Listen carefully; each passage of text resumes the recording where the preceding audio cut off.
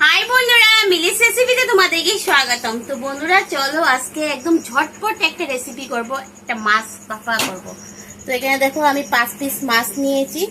তো এর মধ্যে হলুদ দিয়ে দেবো পরিমাণ মতো, কালো জিরা,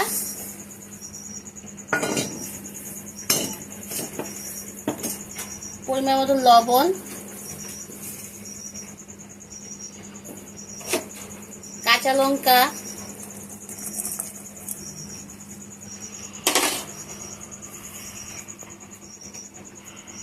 আর দেব সরষা বাটা।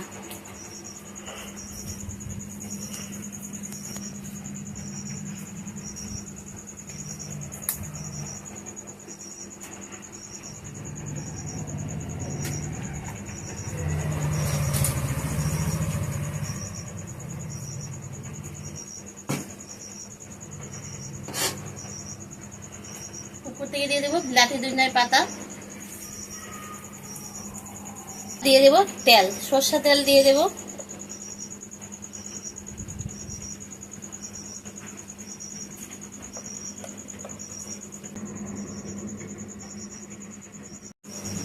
চলো এটা এখন খুব ভালো করে মেখে নেই।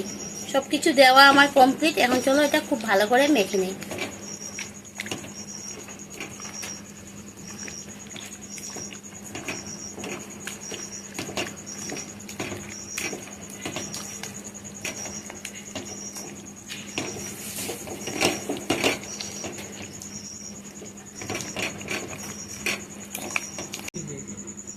আমি খুব সুন্দর করে মেখে নিয়েছি। মেখে আমি 10 মিনিট রেখেও দিয়েছিলাম,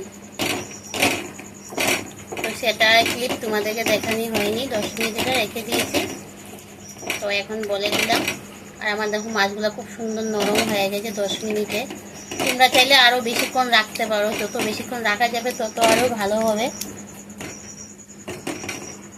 এখন আমি এর মধ্যে মশলার বাটিগুলো ধুয়ে জলগুলো দিয়ে দেবো।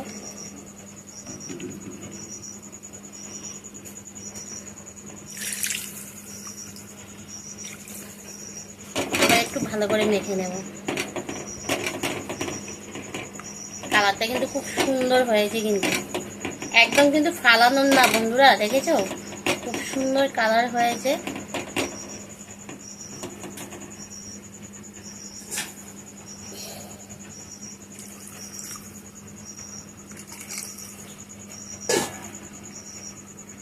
এখন এটা আমি একদম লো আঁচ দিয়ে 20 মিনিট রেখে দেব।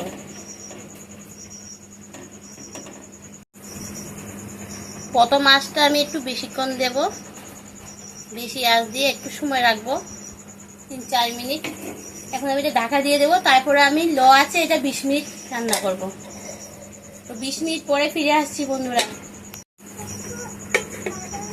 এবার এটা আমি খুব ভালো করে ঢাকা দিয়ে দিলাম। 20 মিনিট পরে ফিরে আসছি। তো বন্ধুরা আমি এসে গেছি, দেখি কতদূর হয়েছে।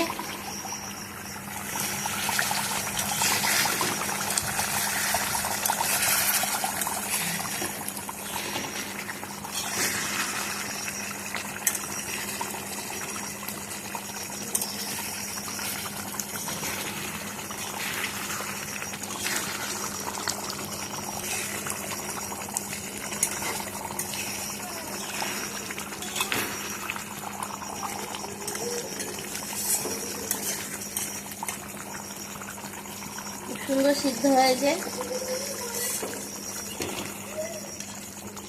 দেখেছো খুব সুন্দর সিদ্ধ হয়েছে।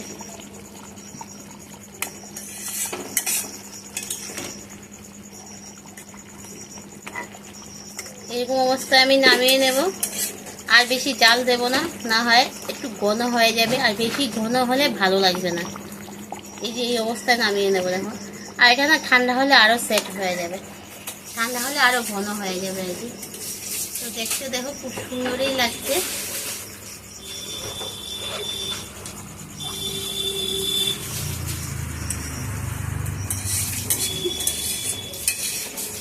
তোমাদের কাছে কেমন কেমন লেগেছে, যদি ভালো লাগে লাইক করবে, কমেন্ট করবে, শেয়ার করবে। যারা এখনো আমার এই চ্যানেলটি সাবস্ক্রাইব করে প্লিজ সাবস্ক্রাইব করে দিয়ে পাশে থাকা বেল আইকনটা অল করে দিয়ে পরবর্তী যে ভিডিওগুলো করবো সেটার নোটিফিকেশন তোমাদের কাছে সঙ্গে সঙ্গে পৌঁছে যাবে। আর যারা ফেসবুক আইডি থেকে দেখছো তোমাদেরকে অসংখ্য ধন্যবাদ, তোমরা একটু ফলো করে দিও আর আমার পাশে থেকো।